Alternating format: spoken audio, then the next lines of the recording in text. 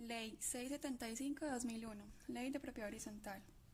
Esta es la ley que regula la forma especial de dominio, denominada propiedad horizontal, en la que concurren derechos de propiedad exclusiva sobre bienes privados y derechos de copropiedad sobre el terreno y los demás bienes comunes, con el fin de garantizar la seguridad y la convivencia pacífica en los inmuebles sometidos a ella, así como la función social de la propiedad.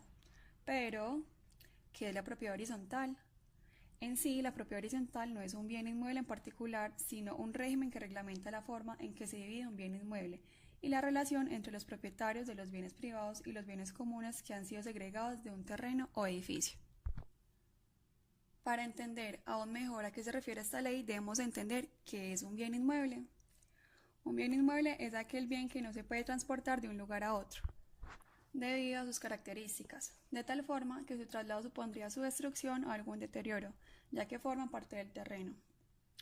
De manera que los bienes inmuebles son caracterizados por su posición fija, es decir, se mantienen inmóviles en el lugar que se les asignó la naturaleza.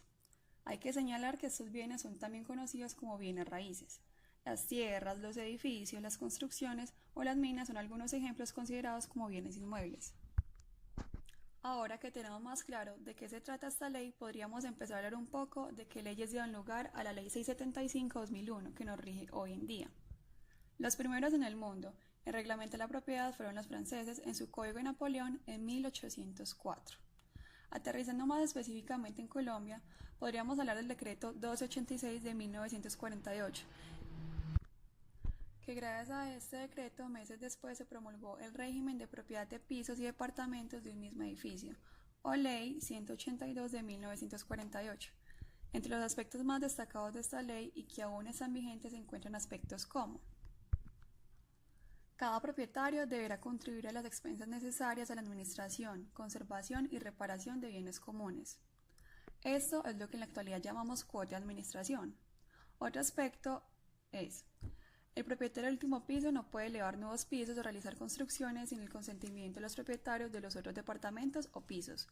Al de la planta baja o subsuelo le está prohibido hacer obras que perjudiquen la solidez de la habitación, tales como excavaciones o sótanos. Ese aspecto sigue siendo notable. Lo podemos ver cuando alguien desea hacer alguna remodelación en su apartamento y antes debe pedir permiso a la asamblea de copropietarios o al administrador. Pero, a ver, detengámonos un poco. Hemos estado hablando de cosas como junta de copropietarios, administrador, pero ¿qué es esto? Intentaremos definir ambos en pocas y claras palabras. Empecemos con definir qué es una asamblea de copropietarios. La asamblea de copropietarios es el órgano superior de decisión en un inmueble sometido al régimen de propiedad horizontal.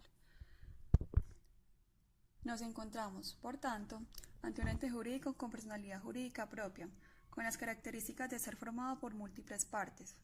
Ahora definamos qué es o qué hace un administrador. Este es el responsable del cuidado de los bienes de uso común.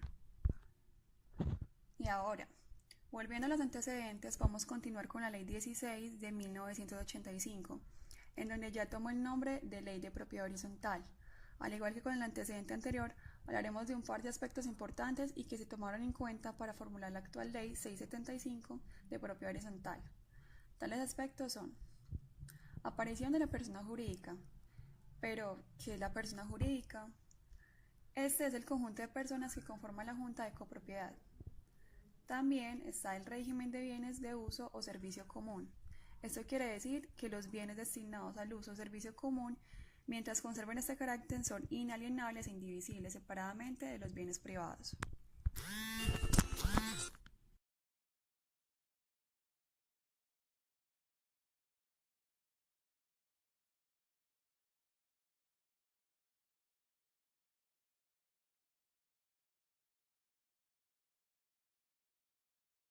Created using Powtoon.